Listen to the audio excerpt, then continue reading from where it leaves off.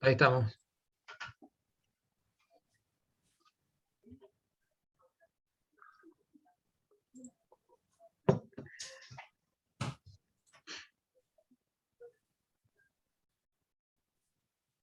Bueno, buenas tardes a todos.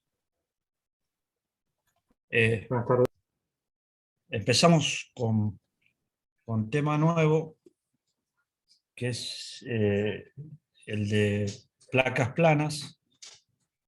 Lo dividimos en dos etapas: placas planas rectangulares y placas circulares. Bueno, aplicaciones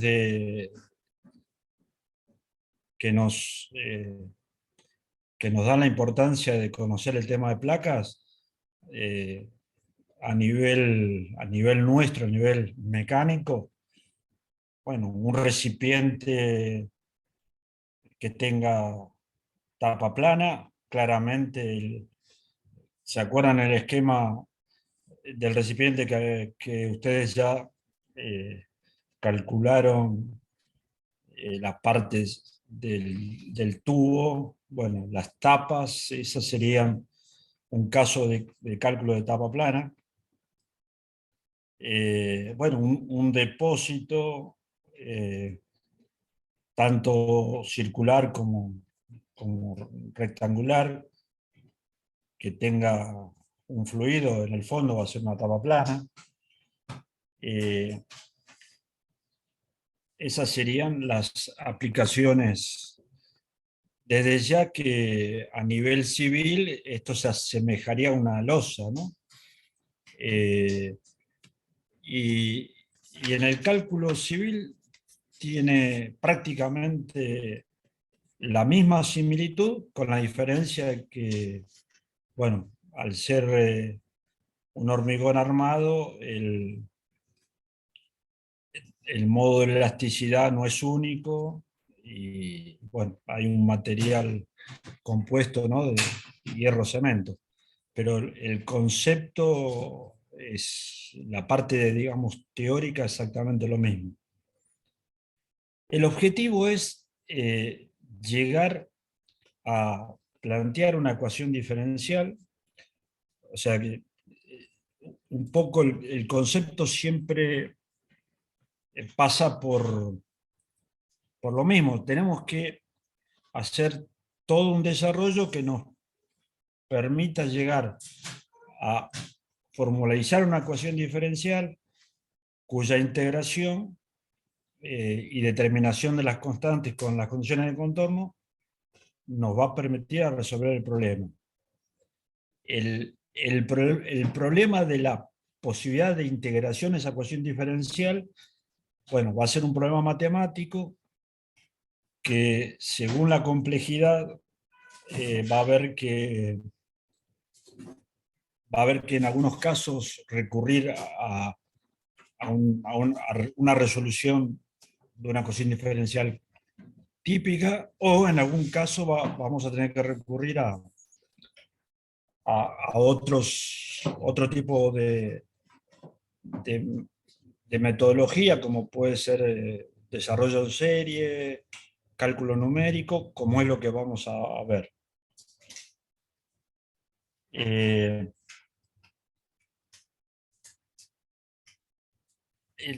Las... a ver si vamos a tratar más o menos de seguir este orden. Las hipótesis. Bueno, las del material son siempre las mismas. Lineal, isótropo y homogéneo.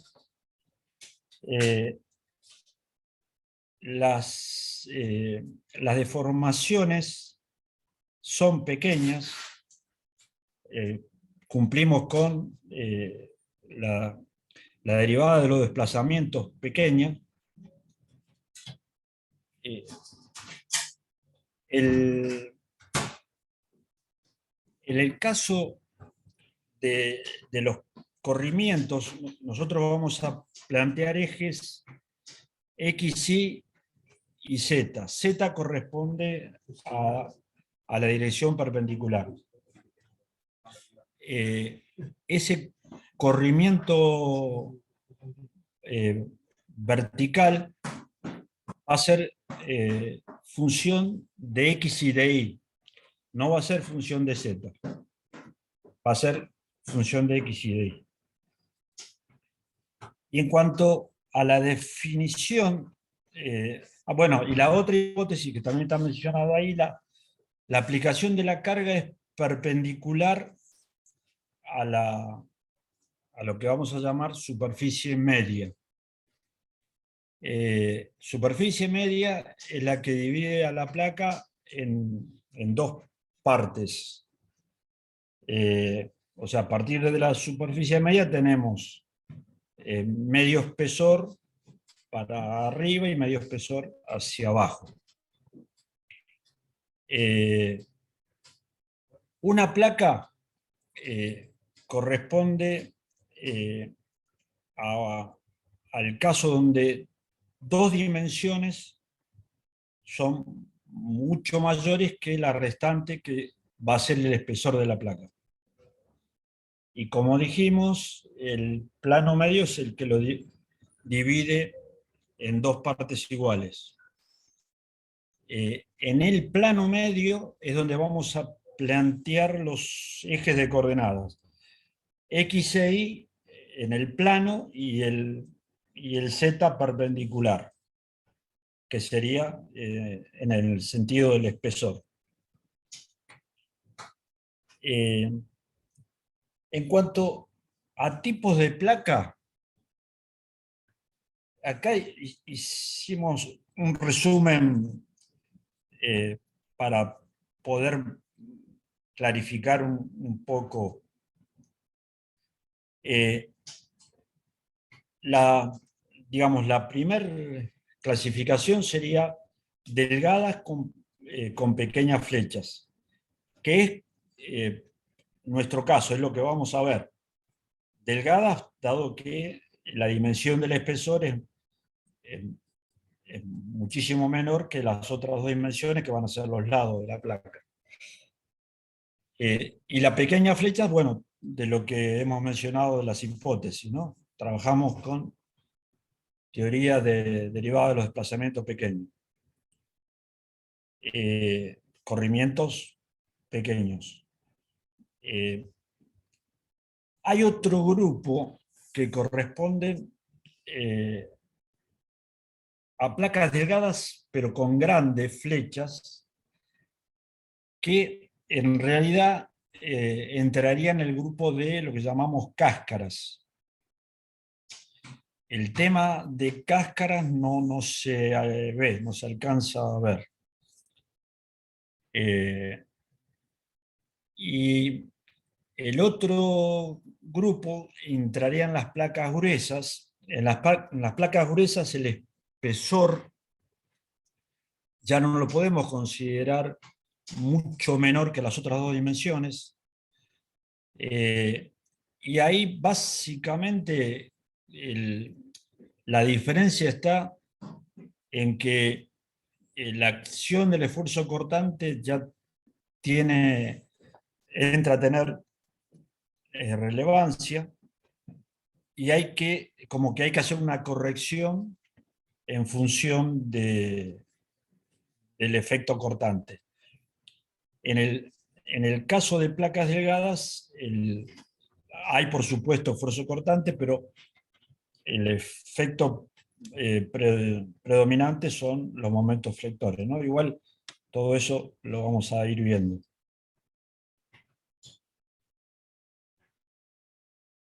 Acá lo que tenemos representado es una placa plana en la condición original, y bueno, aplicada esa carga que dijimos que es perpendicular, lo que está en línea de trazo corresponde al plano medio. Y acá vemos la placa plana deformada, que pasa a ser, deja de ser plana, sino que pasas a tener esa curvatura. Sabemos que, como dijimos, esos corrimientos son pequeños. Acá está exagerado para entender el dibujo. Bueno, la denominación de los desplazamientos va a ser exactamente la que ya hemos utilizado siempre. En la dirección de Z va a ser W, que va a ser este.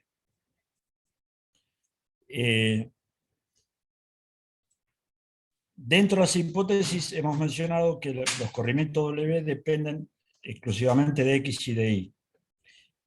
El corrimiento W del plano medio, o sea, este punto O del plano medio, solo experimenta corrimientos verticales. O sea, este punto O pasa a O' y se encuentra en el mismo eje. Bueno, este A va a pasar a A' y este B va a pasar a B', o sea, va a haber un giro que lo llamamos θ. Y acá en este dibujo está, digamos, agrandado. Si consideramos, por ejemplo, un punto A', que es donde fue a parar ese punto A, ese punto A' tuvo un corrimiento. Esto acá estamos trabajando en el plano ZX. Para el plano ZY va a ser exactamente lo mismo, con la diferencia que los corrimientos en lugar de ser U van a ser B. Pero lo vamos a hacer en esto y después directamente lo demás hacemos un cambio de coordenadas. O sea que ese corrimiento, una vez que la placa se deformó, el A pasó a A' y experimentó un corrimiento U. Ese corrimiento U está a una distancia Z, que como los ejes dijimos que están en el plano medio, hacia arriba lo vamos a considerar negativos y hacia abajo positivos. Por eso ese tiene el signo menos. Bueno, para algo también que estaba en las hipótesis, y bueno, no lo he dicho, lo digo ahora. Los corrimientos, en las hipótesis, el desplazamiento vertical de los puntos del plano medio, como dijimos, dependen exclusivamente de X y de Y. El punto del plano medio solamente experimenta desplazamientos W. Y algo también es que dos puntos, que en este caso lo podemos representar por A y B, antes de la deformación, que van a estar a una cierta distancia. Después de la deformación, que van a pasar a A' a B', experimentan el desplazamiento vertical, pero no varían la distancia relativa. O sea que AB y A'B', si yo los mido, voy a tener exactamente, si eran 5 milímetros, van a seguir siendo 5 milímetros. O sea que experimentan un giro,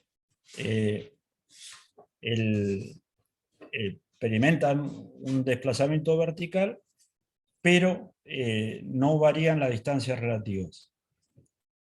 Con lo cual, en definitiva, estamos diciendo también que epsilon z va a ser nulo, ¿no?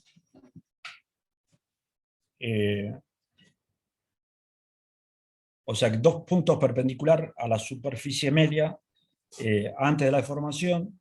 Después de la deformación van a ser perpendiculares a la tangente, a la superficie media deformada, sin variar las distancias relativas.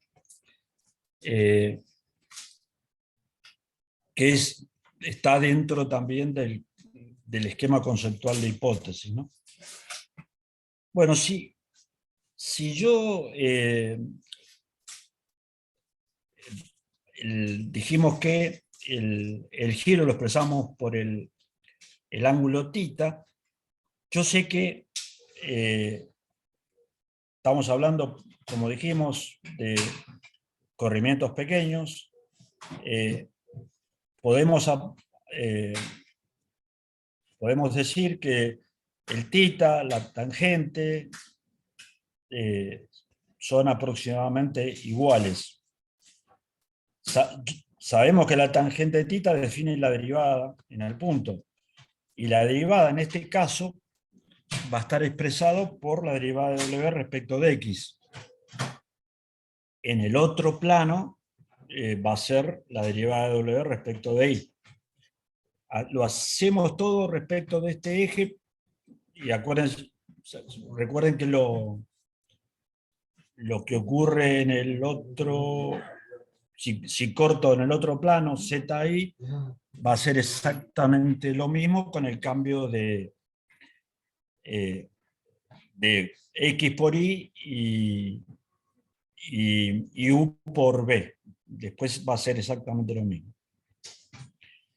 O sea que, entonces, yo tengo expresado que esa tangente la puedo expresar como la derivada de W respecto de X.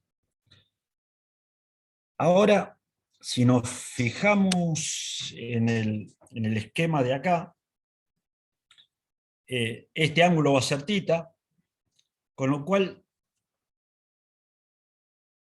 θ también lo puedo expresar como, perdón, se corrió. θ también lo puedo expresar como U sobre Z. Ahora, como el Z es negativo, en realidad decimos que es menos U sobre Z. Si igualamos los θ menos U sobre Z con la derivada de W respecto de X, que está acá, y despejamos U, llegamos a esta expresión.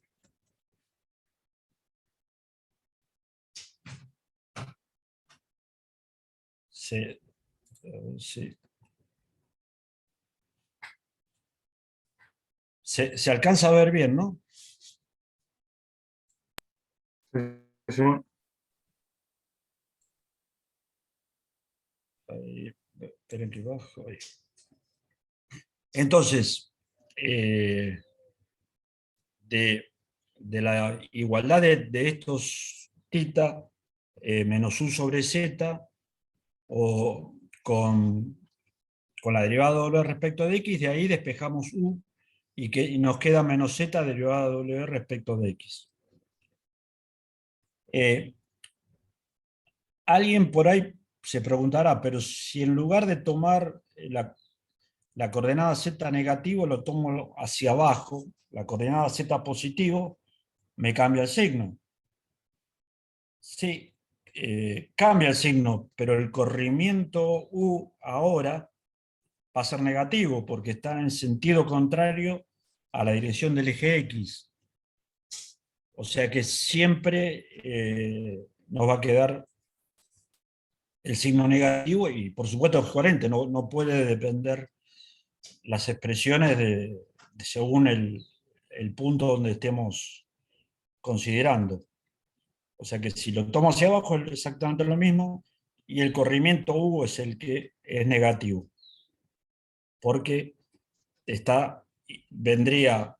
correspondería al punto B, de B a B' tiene un corrimiento en la dirección de X negativo. negativo sería en el sentido contrario a la dirección positiva de X. Bueno, entonces tenemos la expresión de los corrimientos en función de W, y W es función exclusivamente de X y de Y. Lo que ahora planteamos son las relaciones cinemáticas ya conocidas en función de la expresión que hemos encontrado de U y de B.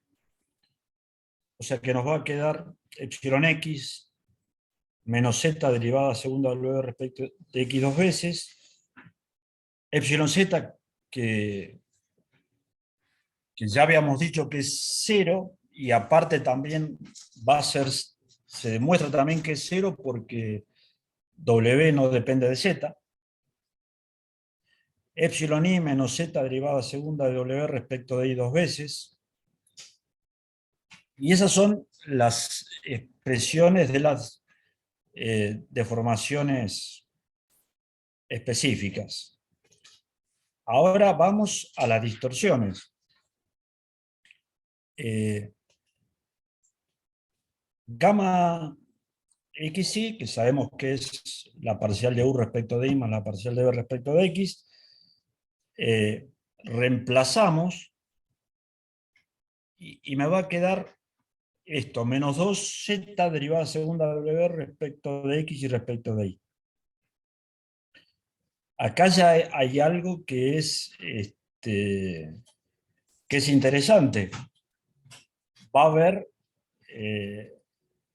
gamma XY, o sea, va a haber distorsiones en el plano XY, y eso a su vez va a originar un esfuerzo característico nuevo que aparece en placas planas. Bueno, ¿qué pasa con gamma ZX y gamma ZY? Si aplicamos exclusivamente desde el punto de vista analítico, tenemos la derivada de W respecto de Z, más la derivada, por ejemplo, gamma ZX, más la derivada de W respecto de X. La derivada de U respecto de Z va a ser menos derivada de W respecto de X, lo saco de acá. Y la derivada de W respecto de X es la derivada de W respecto de X, no puedo... No. Y esto me da 0. Y lo mismo con ZI. La derivada de Y respecto de Z, perdón, acá está mal, es la derivada, lo tenemos que corregir, es la derivada de B respecto de Z. Esto lo anoto para corregir. La derivada de B respecto de Z va a ser menos la derivada de W respecto de Y. Más la derivada de W respecto de Y es 0. Y acá también hay algo que hay que analizar. Y por ahora tomémoslo como que analíticamente da 0. Después vamos a ver que conceptualmente no puede ser 0. Y después va a quedar aclarado. Pero esto es lo que nos predice a nivel, digamos, teoría matemática de la elasticidad. Tenemos las expresiones de las relaciones cinemáticas en términos de W, epsilon X, epsilon Y, gamma XY. Las otras, por ahora, gamma ZX y gamma ZY, las tenemos ahí de costado. Nos dieron que son nulas, vamos a ver que no pueden ser nulas. Y después hay una explicación también el por qué. Lo que hacemos, aplicamos la ley de Hooke. aplicando la ley de Hooke, sigma X, sigma Y, nos va a quedar, reemplazando por las deformaciones específicas, nos va a quedar las componentes de tensión en función del corrimiento W. Una pregunta, ¿hay dudas de cómo se obtiene, cómo se llega acá, por ejemplo? ¿O está claro?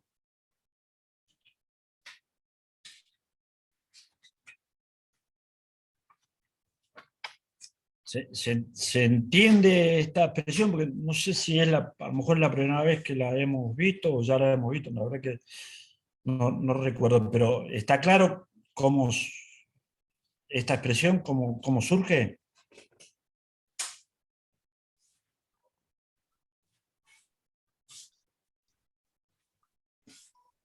¿Está claro? ¿Se acuerda? Bah, no sé si la hemos visto, siempre la hemos visto Claro, planteado la hemos visto medio al revés. en función, sí, la ley de Hooke, las deformaciones en función de las tensiones, ¿no? Acá tenemos las tensiones en función de las deformaciones.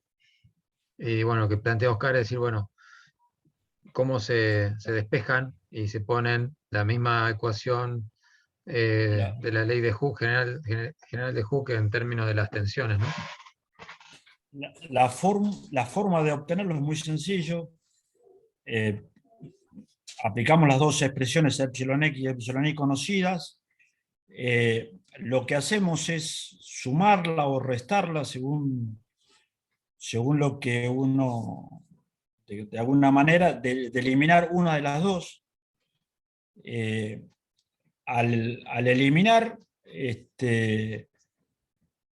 nos va a eliminar una de las dos componentes de tensión, ¿no? O sigma X o sigma Y, y despejando, de esa manera sale esta expresión.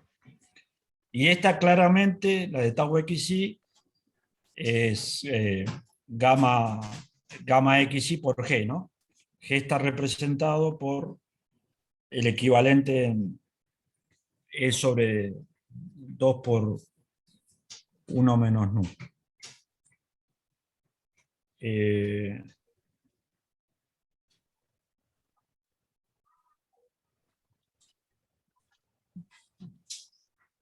Bueno.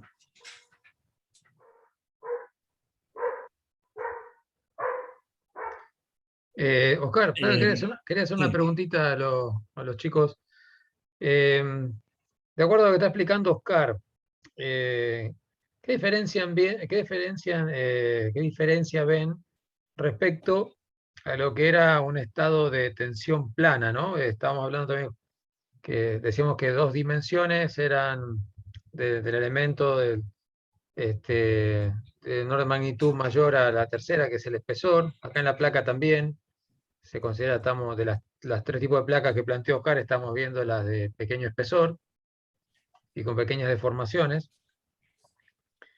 ¿Qué es lo que ven de diferente respecto a cuando vimos estados planos, estados de tensión plana?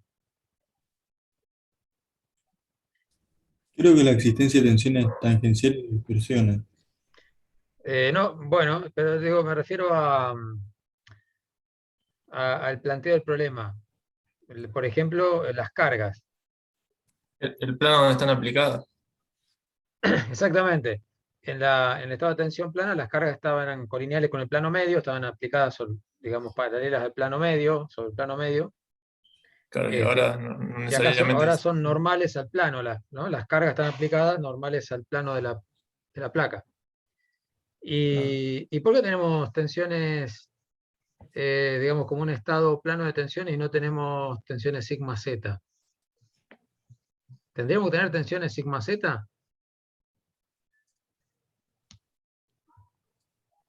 Si estoy cargando en forma vertical a la placa en la dirección de z, ¿tendría que haber tensiones sigma z?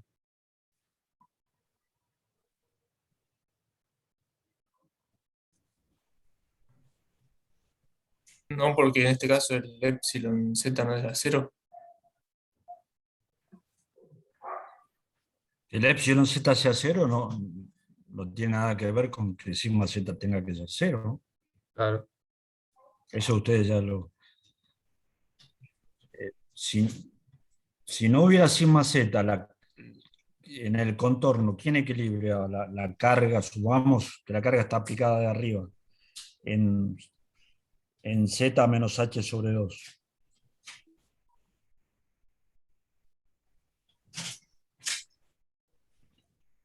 Yo lo estoy viendo como si fuese un trozo de tela que está sujeto por los extremos y se le aplica una carga en el medio, que la tensión se distribuye en el plano perpendicular.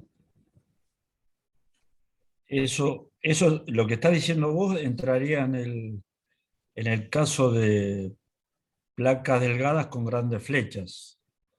Sería conceptualmente lo que era la teoría membranal. Claro. Acá eso no. Estamos con pequeñas flechas.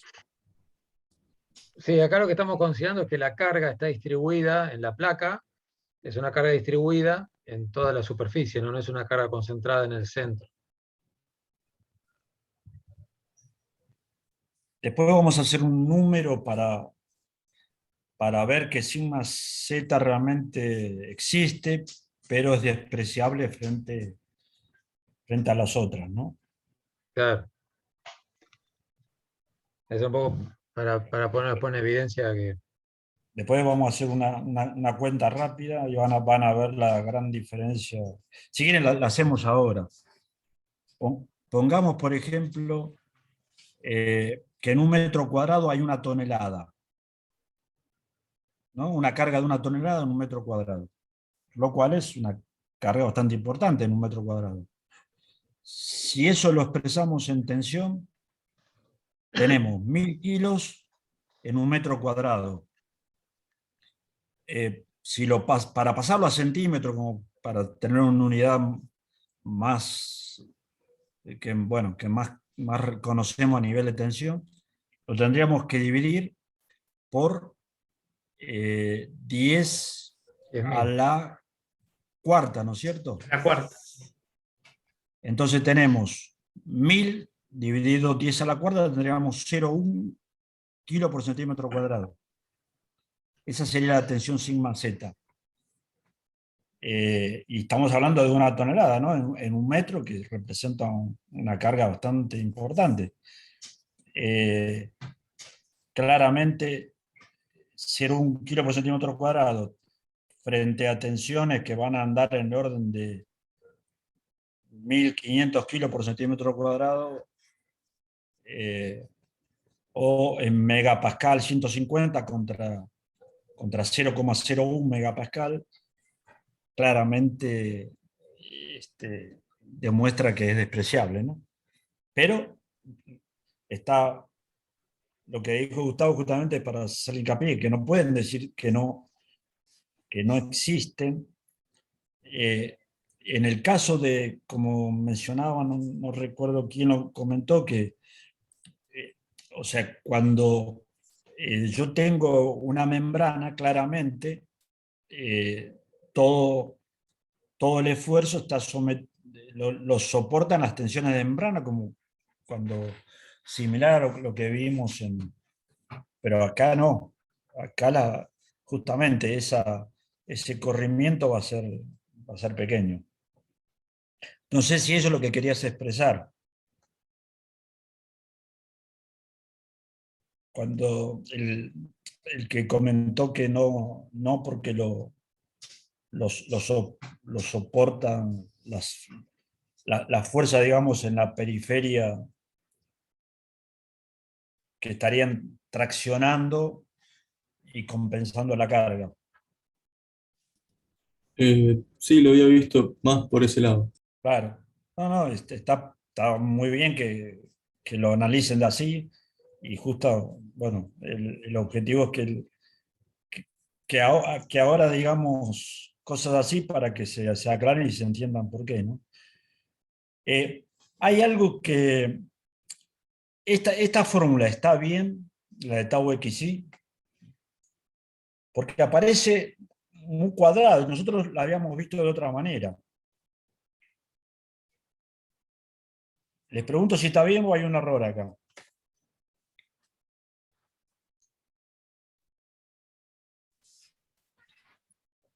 Si yo no recuerdo, el denominador era 2 por 1 menos mu. ¿Cómo? Si yo mal no recuerdo, el denominador era 2 por 1 menos mu, no por mu cuadrado. No, era 2 por 1 más mu. Por 1 más mu, tiene razón. Sí. Bueno, lo que hacemos es, después vamos a ver por qué, multiplicar por 1 menos mu y 1 más mu. Perdón, por 1 menos mu y 1 menos mu. Multiplicamos y dividimos por 1 menos mu, cosa que no altere el valor. Uh-huh. Al multiplicar, queda 1 menos nu cuadrado. Lo que está faltando acá, que es justamente 1 menos mu.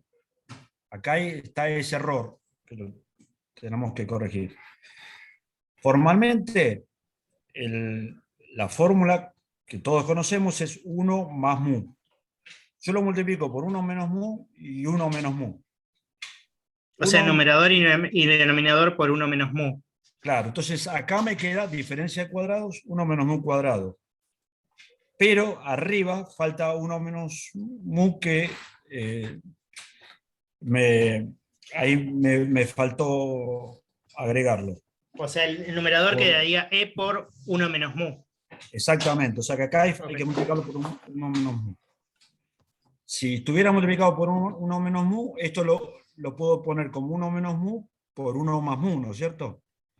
El 1 menos mu se va y me queda la fórmula ya conocida de E sobre 2 por 1 más mu, ¿no?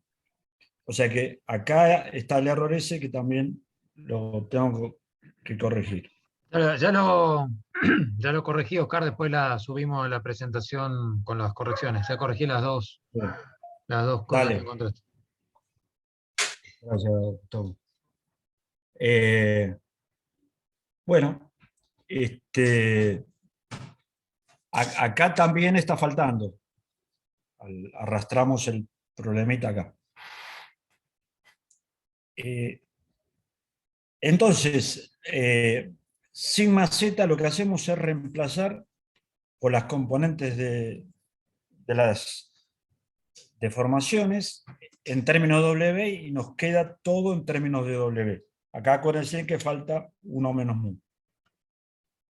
Y escúchame, abajo también dice, si el 2 se va, el 2 se simplifica, claro. pero sería 1 menos nu cuadrado Sí, y arriba no, 1 más nu. Exactamente. Pero no quedaría bien así el denominador, porque es 1 más mu por 1 menos mu, que se me cancela con el 1 menos mu de arriba y me queda 1 más mu.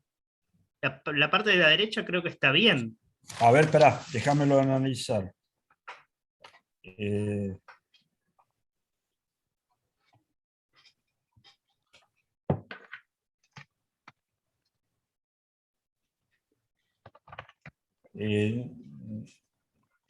No, tiene que ser, bueno, en realidad tenés razón, está bien, pero esto lo tenemos que poner como 1 menos mu sobre 1 menos mu cuadrado.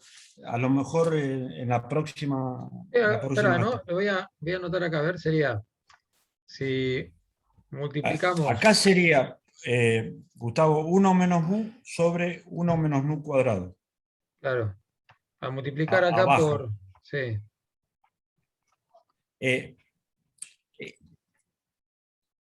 Todo esto lo hacemos, ya ahora van a ver por qué. Porque en adelanto lo expresamos así, o sea, hacemos el artilugio. A ver, Oscar. Sí, 1 menos mu y abajo 1 menos nu cuadrado, está bien. ¿Eh? Está bien así. Es lo único. 1 menos es menos mu cuadrado, está bien, perfecto. Ahí está bien, Gustavo. El tema es que después vamos a ver que ese 1 menos nu cuadrado aparece en un término que corresponde a la rigidez, por eso hacemos este artilugio. De decir 1 más nu estaba bien, pero la realidad es que tendríamos que expresarlo de la otra manera para que, y que acá seguramente va a estar. Bueno, hasta acá entonces tenemos las componentes de tensión en términos de W. Lo que hacemos ahora es definir los esfuerzos característicos. Y también en el caso de placas, los esfuerzos característicos tienen una particularidad. Nosotros hasta ahora, cuando definíamos un esfuerzo característico, tomábamos un diferencial de área, por ejemplo, para definir el esfuerzo normal, tomábamos un vector sigma x, suponiendo que tuviéramos la dirección del eje de la viga en el eje X, y definíamos el esfuerzo normal como la integral en el área de sigma x diferencial de área, ¿no? En el caso de momento flector, lo definíamos como la integral a través del área de sigma x por la distancia, que supongamos que era z, diferencial de z. Bueno, en el caso de placas, lo que definimos son un ancho unitario, y los esfuerzos característicos los vamos a considerar por unidad de longitud. Dado que la variación es punto a punto, no se puede hacer como en vigas, considerar el área, porque acá es toda una longitud, y lo que hacemos es expresar los esfuerzos característicos tomando un ancho unitario, y lo definimos por unidad de longitud. Si yo tomo, si estamos, por ejemplo, en el plano XZ, tomo un diferencial de Z. Bueno, vamos a definir primero el MX. Tomo un diferencial de Z. Ese diferencial de Z lo multiplico por 1 y me daría el diferencial de área. Lo multiplico por sigma X, me daría la fuerza. Lo multiplico por el brazo de palanca Z, que es este, y me daría el diferencial de momento. El momento va a ser la integral entre menos h sobre 2 y h sobre 2. En el otro plano hago lo mismo, tomo el plano de normalí, tomo un área de dimensión diferencial de z por 1, que está acá, a esa área de ancho unitario, ¿no? Lo multiplico por el brazo de palanca, o sea, por sigma i me daría la fuerza, y multiplicado por el ancho de palanca me daría el diferencial de momento, integrado entre menos h sobre 2, y h sobre 2 me da el esfuerzo característico MI. Algo también que tener en cuenta. El esfuerzo característico MX lo llamamos al que corresponde a la normal de eje X. Y el MI al de normal a la dirección de Y. Si nos basamos, a lo mejor ustedes están acostumbrados a trabajar con el vector momento, y si lo analizamos como vector momento sería al revés, porque un MX correspondería a un vector momento MI, ¿no? Aplicando, bueno, la regla de la mano derecha. Si les hacemos recordar eso, porque puede haber alguna bibliografía que no lo tenga así, la gran mayoría lo tiene, y realmente es más sencillo hablar hablar de esta manera. Bueno, ¿qué es lo que, aparte del momento MX y MI, están los esfuerzos normales en X y en Y, que lo definiríamos así. Perdón.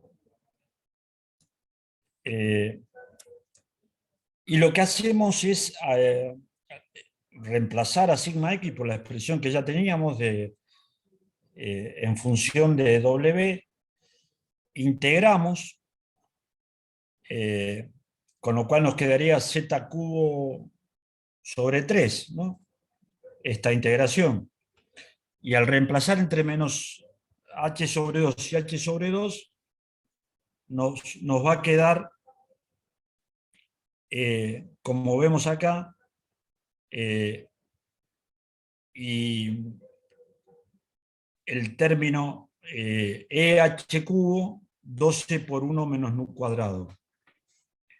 Y bueno, que multiplica la derivada segunda de W respecto de X 2 veces más mu derivada segunda de W respecto de Y 2 veces. Y ahí lo que les decíamos, ¿por qué multiplicamos por 1 menos nu para que quede 1 menos nu cuadrado? A este término, EH cubo 12 menos nu cuadrado, lo llamamos rigidez a la flexión de placa. De ahí que, como es un término, digamos, de relevancia para el caso de placas, el término de rigidez a la flexión, y están en relación de 1 menos nu cuadrado, que hacíamos el artilugio para que nos quede todo en función de este término, que es una constante. Si se fijan, depende de las constantes elásticas del material y del espesor de la placa.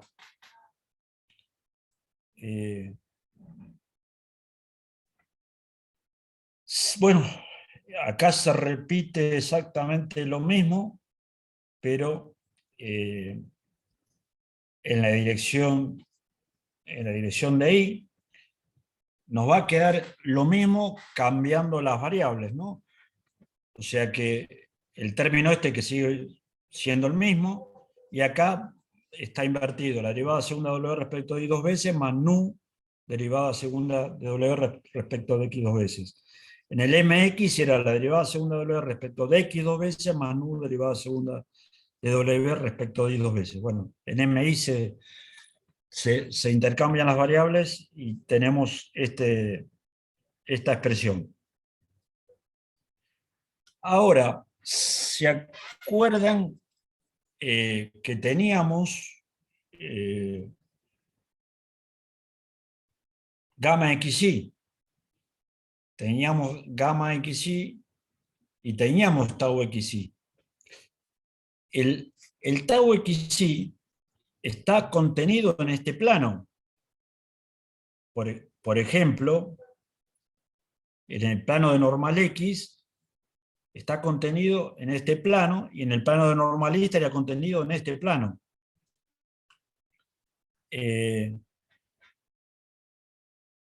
Ese,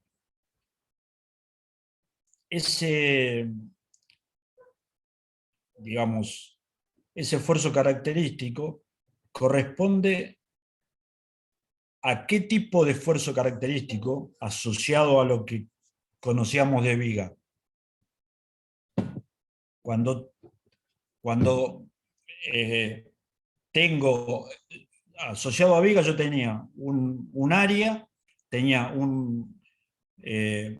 una tensión tangencial.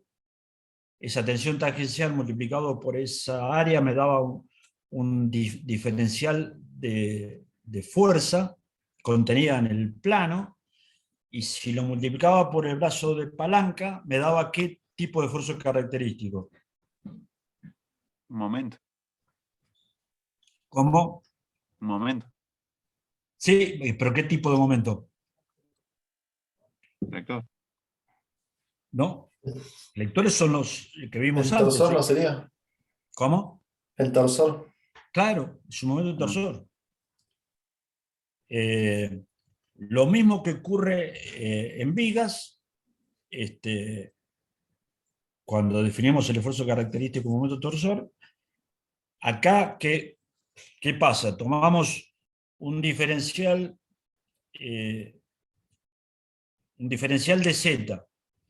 El de ancho unitario nos daría un diferencial de área, multiplicado por el tau, en este caso tau xi, la tensión tangencial xi me da un diferencial de fuerza. A ese diferencial de fuerza lo multiplico por el brazo de palanca Z y me da un diferencial de momento. A ese diferencial de momento lo integro y me da el momento mxi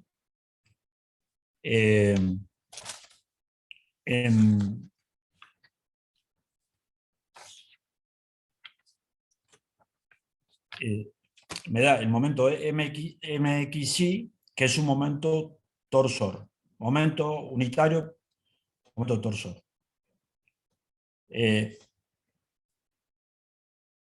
Acá nuevamente lo vamos a expresar en lugar de 1 más mu. Este término está bien, pero lo que hacemos es multiplicarlo y dividirlo por 1 menos nu para que acá nos quede 1 menos nu cuadrado, con lo cual nos va a quedar la expresión también de la rigidez.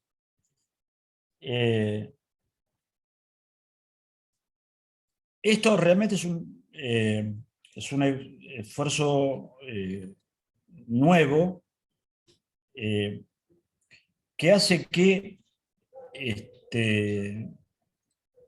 la placa en realidad tenga más capacidad portante que una viga, porque no solamente el esfuerzo se va a transmitir por flectores, sino también por torsores.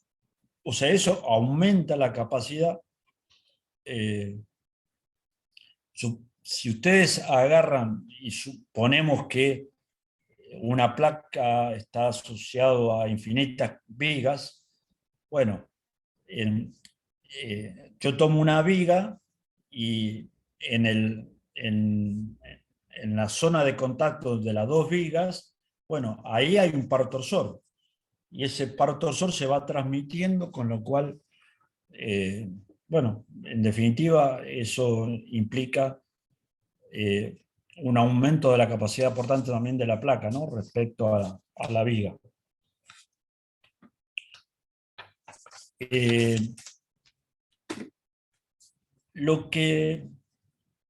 objetivo, hasta ahora hemos, haciendo un repaso, hemos expresado la la expresión de los corrimientos U y B en términos de W. W va a ser exclusivamente función de X y de Y. Lo que hicimos fue hallar las relaciones cinemáticas. A esas relaciones cinemáticas las expresamos en términos de W. Hallamos las componentes de tensión, las componentes de tensión en términos de W, e integramos y hallamos los esfuerzos característicos en términos de W. Hasta ahora hicimos eso. El objetivo es hallar la ecuación diferencial que nos permita resolver el problema de placas. O sea, cuya integración y las condiciones de contorno nos permitan resolver el problema de placas. Para eso, lo que vamos a hacer es plantear la ecuación de equilibrio en función de los esfuerzos característicos que hemos visto.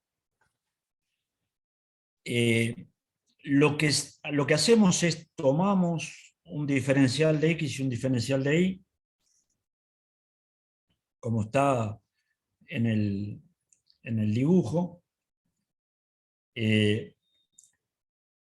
Ese diferencial de elemento, así que lo extraemos de una placa y lo aislamos, bueno, tiene que seguir estando en equilibrio.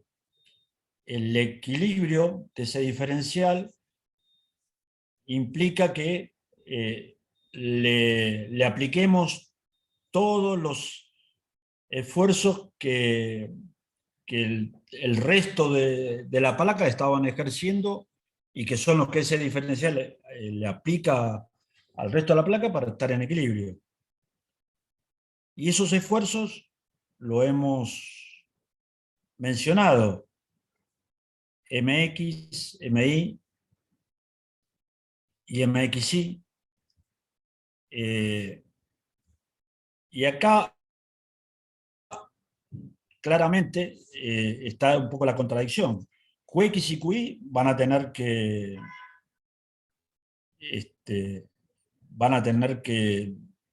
existir. Ahora, la contradicción es que si yo defino al esfuerzo característico QX, a ver quién, supongamos que tengo que definir el esfuerzo característico QX, ¿cómo lo definiría? QX o QI, tomamos QX como para... O apliquemos lo que ustedes conocen de viga, ¿no? Un esfuerzo de corte, ¿cómo lo definen? La integral de la carga en la longitud. ¿Cómo? Sería la integral de la carga en toda la longitud. El diferencial, ¿dónde lo tomamos? Tenemos una viga y tenemos, bueno, representado el área, ¿no? El área transversal de esa viga. Supongamos que el eje X es el eje de la viga y el eje Z es el eje que está en el plano. O sea que en el plano sería ZI, el eje X es el saliente, por ejemplo, ¿no? Para darle una forma. El esfuerzo de corte QI, ¿cómo lo representamos? QZ. El eje X sería el eje de la viga, el eje Z, el eje, digamos, que va hacia abajo, y el eje Y el que iría en forma horizontal, ¿no? Para tratar de imaginarnos cómo defino el esfuerzo característico QZ. La función de carga distribuida Q por el diferencial de longitud, por el cual tomes que vaya la línea neutra a la viga. No te alcanzo a entender, perdona. Que si tomás, Agarrá un diferencial de área y de ahí, bueno, integrándolo, llegamos. Como definimos cualquier esfuerzo característico y como hicimos A ver ahora si hace un rato, con la particularidad de que estos eran unitarios. hago un dibujito acá para ver si ¿Cómo? hago un dibujito, un dibujo para...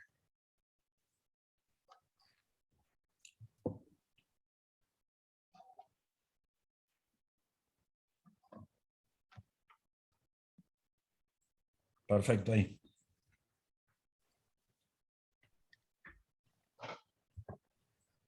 ¿Cómo, cómo sería?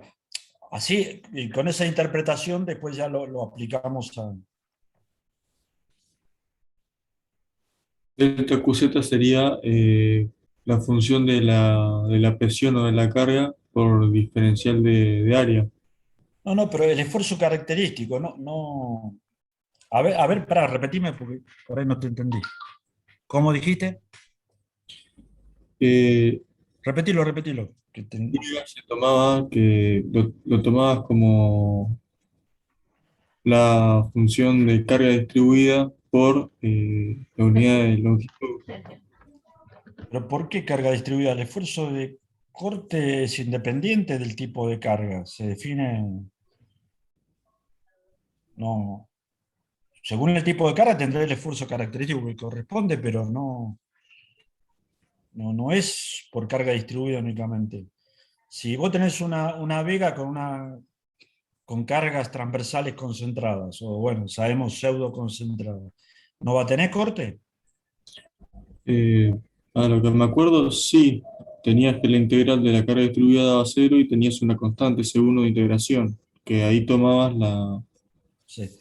Bueno, pero vamos a... Yo tomo, yo para definir en el caso de una viga, ustedes lo que tomaban era, en este caso, un diferencial de área. El diferencial en este caso va a ser un diferencial de I y un diferencial de Z. Ese es tu diferencial de área. Si queremos definir el esfuerzo QZ, tenemos que a ese diferencial de área ZI aplicar una tensión tangencial que va a ser XZ. O sea que el tau XZ por el diferencial de área ZI me da una fuerza que integrado en toda el área me da el QZ. O sea que el QZ va a ser la integral en todo el área de un tau XZ diferencial de área. Eso es lo que les quería que me mencionara. ¿Está claro? Sí, Eso sí. exactamente así como lo vieron en estabilidad 1. Ujú. Bueno, vayamos al caso nuestro. Por ejemplo, QX, para definir el esfuerzo característico QX, yo lo que hago es tomo un diferencial de área. Ese diferencial de área va a ser un diferencial de Z por un ancho unitario multiplicado por un tau ZX o un tau XZ. Integrado entre menos h sobre 2 y h sobre 2 me da el qx. Eso, si está claro, hemos mencionado un tau zx o tau xz formalmente. Ahora, nosotros habíamos dicho que gamma zx, ¿cuánto era?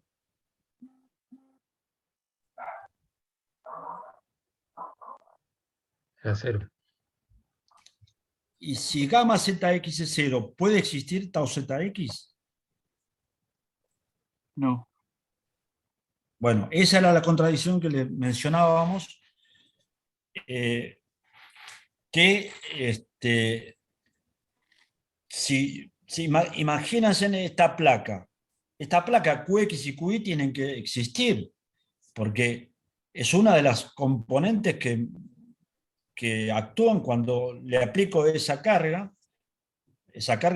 por unidad de superficie, que en este caso va a ser unidad de superficie diferencial de X y diferencial de Y. Asumimos uniformemente distribuida, pero claramente se ve que aparte de los flectores, aparte de los tersores, los cortes intervienen en el equilibrio. Bueno, claramente tau ZX no es nulo, tau ZI no es nulo, y ahí por ahora lo dejamos así para que ustedes lo piensen qué es lo que está pasando, que es lo mismo que pasaba en vigas, exactamente lo mismo. Y para que lo piensen y lo analicen y después lo discutimos. Pero claramente se ve que QX y QY son distintos de equilibrio. Si recuerdan qué es lo que pasaba en vigas, la respuesta ya la tienen inmediata. Si no, la vamos a recordar de vuelta. Bueno, lo que hacemos es plantear el equilibrio. Para plantear el equilibrio tenemos que plantear equilibrios de fuerzas y equilibrio de momentos. Empezamos por la de fuerzas. Lo que hacemos en la dirección del Z positivo, que es hacia abajo, lo consideramos positivo. Y lo que está en el sentido hacia arriba, ascendente, lo consideramos negativo. La primera fuerza que podemos considerar es la por unidad de superficie. P o Q por el área. P que es o Q que es una fuerza por unidad de superficie multiplicado por el área. Y ahora empezamos a analizar. De este lado que tenemos QX, que va hacia arriba, pero QX es una fuerza por unidad de longitud, o sea que la unidad que nos manejamos acá, la unidad de momento, por ejemplo, es Newton por metro sobre metro, o sea que en definitiva la unidad de momento queda unidad de fuerza, porque queda en Newton, y la unidad de corte queda Newton sobre metro. Eso corresponde a, como dijimos, por esfuerzo por unidad de longitud. Entonces, para tener el esfuerzo, digamos, en la unidad de fuerza, lo tenemos que multiplicar en este caso, por el diferencial de I, que es donde está actuando. Que estaría representado acá, y con el signo menos. Bueno, de este lado, tenemos el QI que va hacia arriba, multiplicado por este brazo de palanca, que es diferencial de X, lo tenemos acá. Y de este otro lado, lo que tenemos es los valores incrementados. O sea que de acá tenemos QX más la derivada parcial de QX respecto de X diferencial de X, y acá QI más la derivada parcial de QI respecto de Y diferencial de Y. Estas van en sentido descendente, con lo cual son positivas, y están representados acá. Y también lo tenemos que multiplicar por los brazos de palanca, como hicimos anteriormente. Si la trabajamos, llegamos a esto. La derivada de QX respecto de X más la derivada de QY respecto de Y es igual a menos P.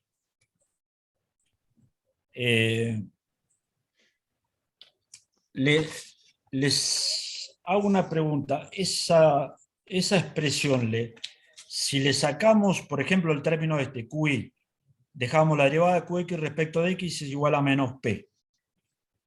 ¿Le resulta familiar?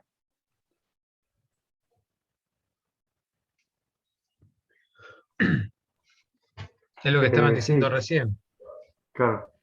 de la relación del corte con la carga, ¿no? La línea elástica. Claro, ahí es donde es lo que vos querías comentar. Bueno, claramente esta sería la expresión que ustedes ya conocen de viga, y acá tenemos en placas, bueno, se adiciona otro término más. Bueno, a la de momentos. A la de momentos hay dos formas. A algunos le gusta hacer el equilibrio tomando los vectores momentos, que también es perfectamente válido. Nosotros lo que vamos a hacer es, asumiendo que estamos acostados con la cabeza del lado de la flecha, del eje, de ahí observamos si el momento es horario, le damos el signo positivo. Si es antihorario, el signo negativo.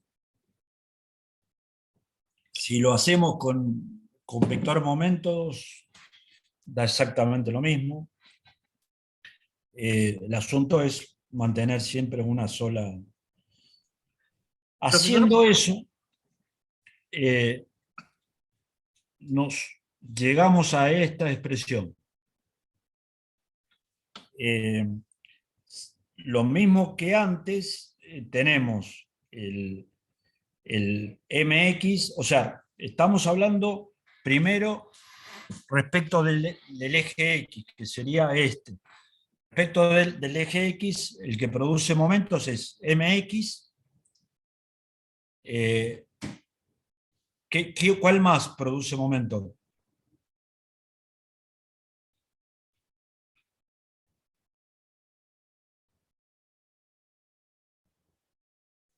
QX y QI. ¿Cómo? QX y QI. QX, claro, y ahí en QX un poco lo que ocurre siempre. Nosotros tenemos QX por el brazo de palanca, que en este caso va a ser diferencial de X.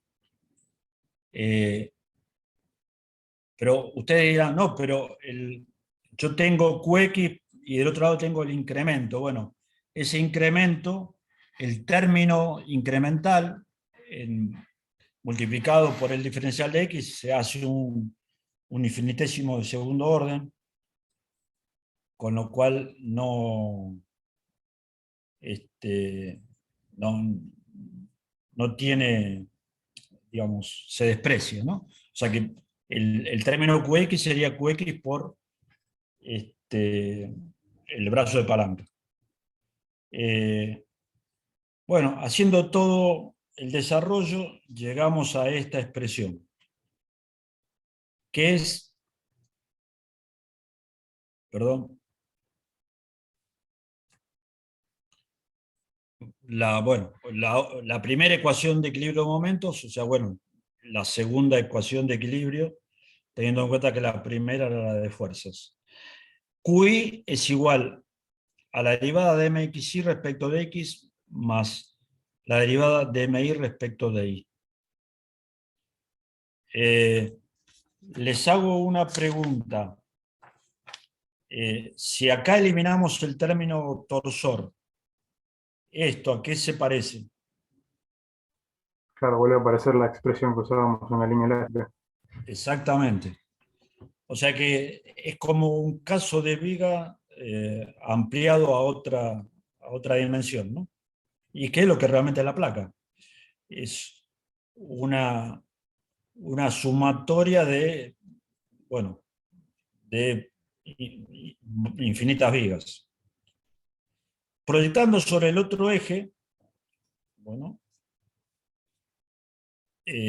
nos queda la expresión que estamos acá. ¿Se alcanza a ver? Perdón.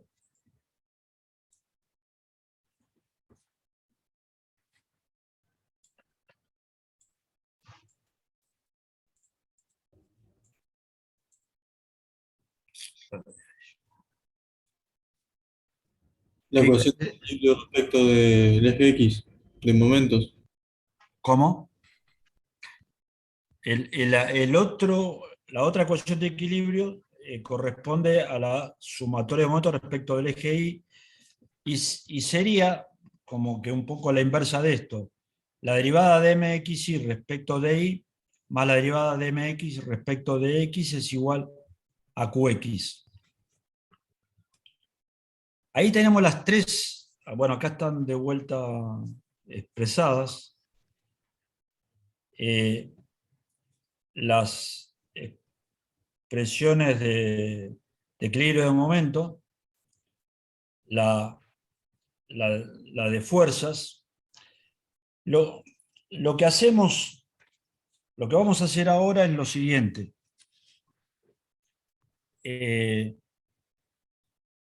Si de la expresión de equilibrio de momento despejamos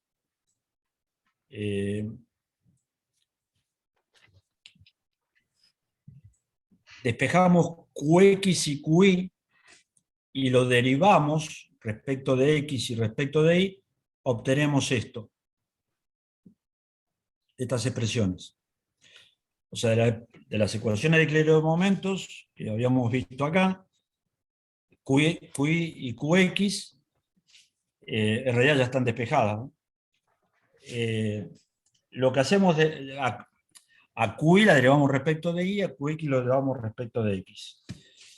Y a su vez, si recuerdan, en la ecuación de equilibrio tenemos la derivada de Qx respecto de X y la derivada de Qy respecto de Y. A esas expresiones la ponemos en la ecuación de equilibrio de fuerzas.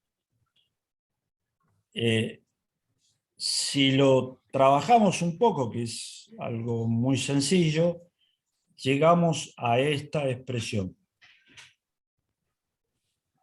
Y ahí también, si por ejemplo nos quedamos con menos P, por ejemplo, igual a la derivada segunda de mx respecto de x dos veces. Esa expresión, ¿qué representa?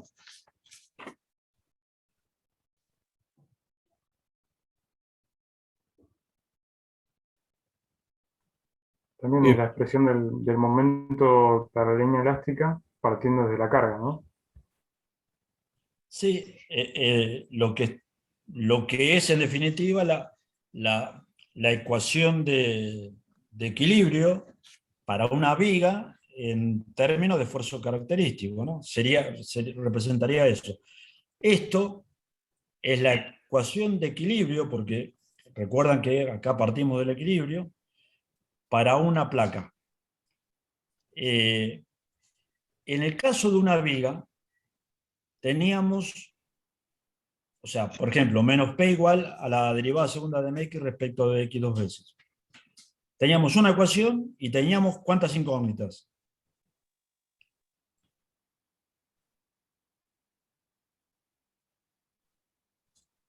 Creo que eran las dos constantes de integración. ¿Cómo? Que las incógnitas eran las dos constantes de integración. Claro, pero en la expresión de viga, tomemos menos P igual a la derivada segunda de mx respecto de x dos veces. ¿Cuántas incógnitas hay? Asumiendo que esa fuera la expresión de la viga.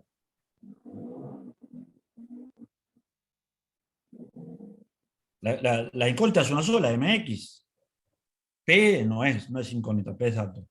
La integración con la constante nos permitía resolver el problema de viga. Acá, ¿cuántas incógnitas tenemos? 3. Tenemos 3. Mx, Mi y Mxy.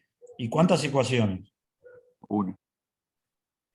Claramente no lo podemos resolver. lo que se dice es que la placa es una condición hiperestática interna, ¿no? No se pueden resolver, como en el caso de una vía que teníamos, sí, era una ecuación con una incógnita. Y debemos recurrir entonces, en definitiva, a las condiciones, en principio sería recurrir a las condiciones de corrimientos, sería el concepto. Tengo que utilizar las expresiones de corrimiento, que ya la hemos visto, para poder resolver el problema. Bueno, acá teníamos esta que es la expresión de equilibrio, que vimos que tenemos tres incógnitas de una sola ecuación. Lo que hacemos ahora es, nosotros tenemos las expresiones de los esfuerzos característicos en función del corrimiento W. Lo que vamos a hacer es reemplazar en la ecuación de equilibrio a las expresiones de los esfuerzos característicos por los de W que ya lo hemos visto. En realidad nosotros vimos, por supuesto, MX, MI, MXI. Entonces tenemos que derivarlo a MX respecto de X, a MI respecto de Y, y a MXI respecto de X y de Y, e introducirlo en la ecuación de equilibrio.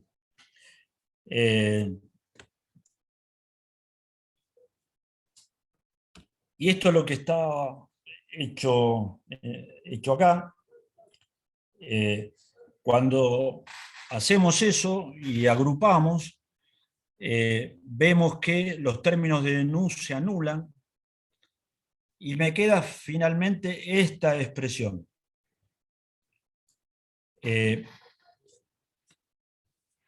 Esta expresión que corresponde a la rigidez de la placa,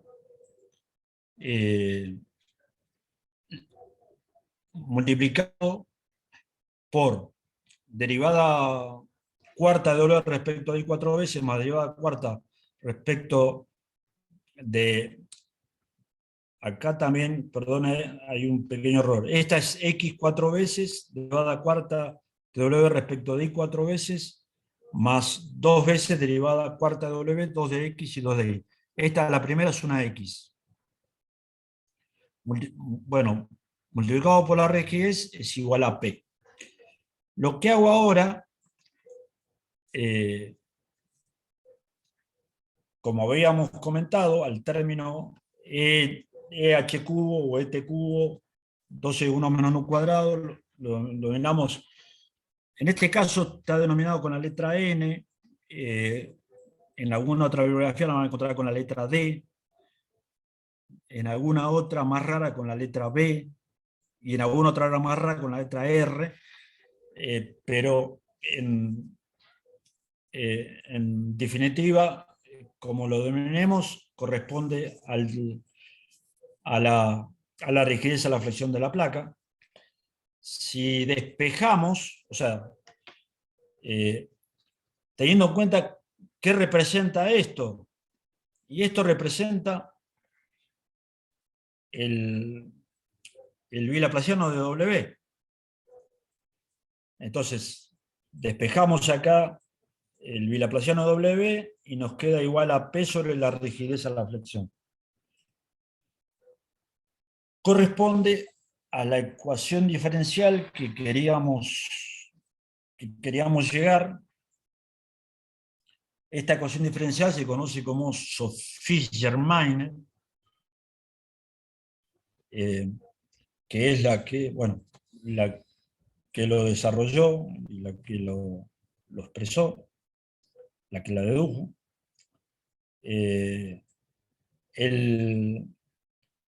Estamos en presencia de una ecuación diferencial de cuarto orden a derivadas parciales con segundo miembro no nulo, o sea que la solución va a estar dado por la solución homogénea más la solución particular, la solución general va a estar dada, cuya integración y con las constantes y la determinación de las constantes nos va a permitir resolver el problema de placas.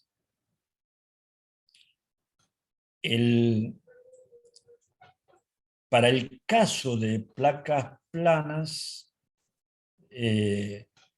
esta ecuación no es tan sencilla de resolver, a diferencia de lo que es para una placa circular. Para una placa circular, y vamos a trabajar en coordenadas polares, vamos a llegar fácilmente a la resolución.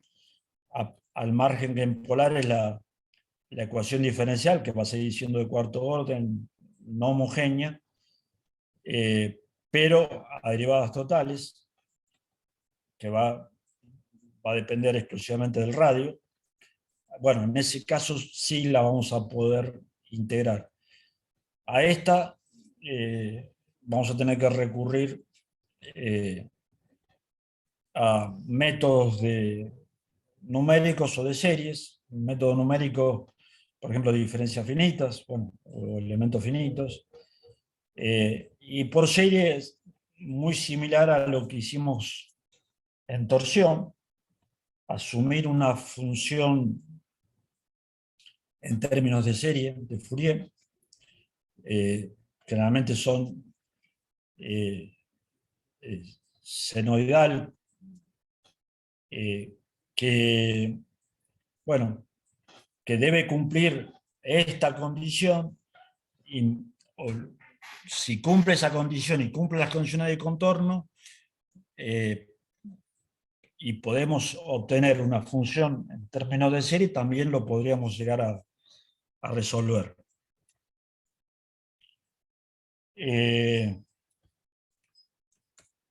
Bueno, aquí terminaría esta parte. Gustavo, no sé qué te parece.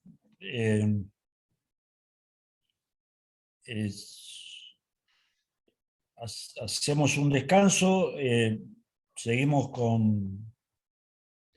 Sí, habría que ver si, sí, podríamos hacer un descanso y poder ver si no sé si han estado viendo los ejercicios de estados planos con las polares, lo de tubos, unchado, que planteamos los otros días, si pudieron ver algún ejercicio, estuvieron planteando algo. Yo después tengo una consulta sobre lo que son discos, los volantes de inercia, con respecto a a las teorías de cálculo, pero lo hago después del receso. Eh, me adelanto, vamos a ver el esquema de resolución por serie, al menos un pantallazo para que ustedes, está totalmente desarrollado en el apunte, pero para entenderlo. Y de ahí vamos a ver cómo se obtienen tablas que me permite poder obtener el W. Generalmente cuando hablamos de tablas, lo que interesa son los valores máximos, ¿no? O sea, en una placa, supongamos, las condiciones que vamos a ver es simplemente apoyada en todo su contorno, o simplemente empotrada en todo su contorno. Las posibilidades de vínculo en una placa es muchísima, porque puede ser tres caras articuladas, simplemente apoyada, una cara empotrada. 2 y 2. Al revés, 3 empotrada y una simplemente apoyada. Puede haber bordes libres, o sea, puede ser tres empotradas y un borde libre, tres articulados y un borde libre, tres simplemente apoyados y un borde libre, o sea que las posibilidades acá sí son muchísimas. En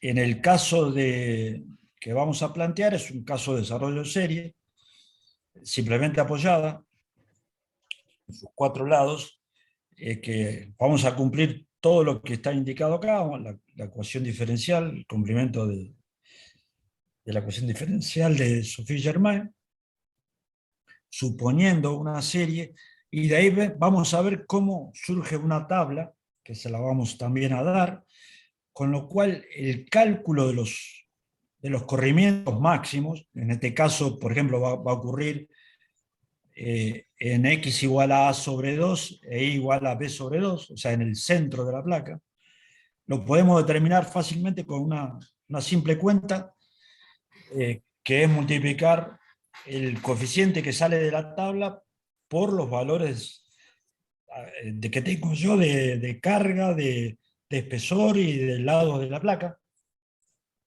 Esa tabla está en relación del lado mayor sobre el lado menor, o sea, B sobre A, y cuando B sobre A es igual a 1, correspondería a una placa cuadrada, ¿no? Que por supuesto que también está incluida en el cálculo. Y nos va a permitir también calcular los esfuerzos característicos máximos y, por supuesto, también las tensiones máximas. Simplemente entrando a la tabla y haciendo una cuenta. Todo eso, bueno, por suerte lo tenemos simplificado, pero surge de toda esta teoría, y en el caso particular de las tablas, de asumir el cálculo por serie.